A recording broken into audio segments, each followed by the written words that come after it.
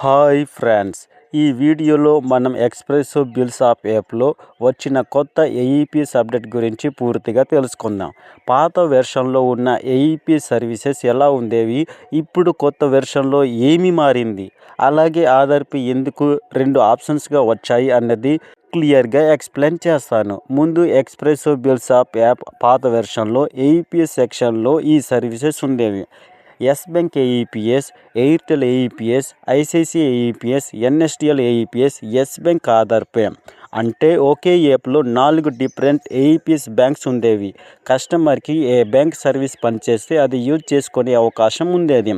ఇప్పుడు espresso bills app new update వచ్చిన తర్వాత ఏఈపీఎస్ ఆప్షన్స్ చేంజ్ అయ్యాయి. ఇప్పుడు యాప్లో 2 మెయిన్ ఆప్షన్స్ కనిపిస్తున్నాయి: ఏఈపీఎస్ ఆధార్ పే. ఇది చూసి చాలామంది రీటైలర్స్కి డౌట్ వస్తుంది, ముందున్న బ్యాంక్స్ ఏమయ్యాయి, ఇప్పుడు ఎలా ట్రాన్సాక్షన్ చేయాలి అని. ఇప్పుడు ఏఈపీఎస్ ఆప్షన్లో మెయిన్లీ ఆధార్ ఎనేబుల్ ట్రాన్సాక్షన్ చేయవచ్చు. ఉదాహరణకి cash withdrawal, balance enquiry, mini statement, cash deposit. Customer యొక్క ఆధార్ నెంబర్, ఫింగర్ ప్రింట్తో ట్రాన్సాక్షన్ కంప్లీట్ అవుతుంది. ఇది రెగ్యులర్ ఏఈపీఎస్ సర్వీస్ లాంటిదే.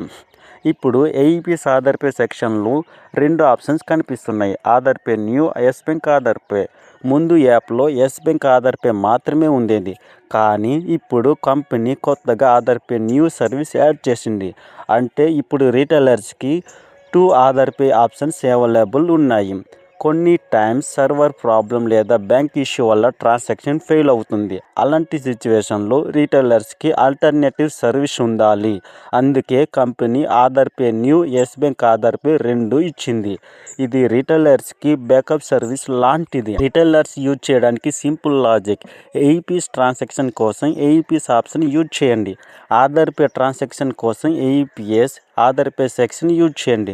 అక్కడ ట్రాన్సాక్షన్ వర్క్ కాకపోతే ఆధార్ పే న్యూ ట్రై చేయండి, లేకపోతే Yes Bank Aadhaar pay try చేయండి.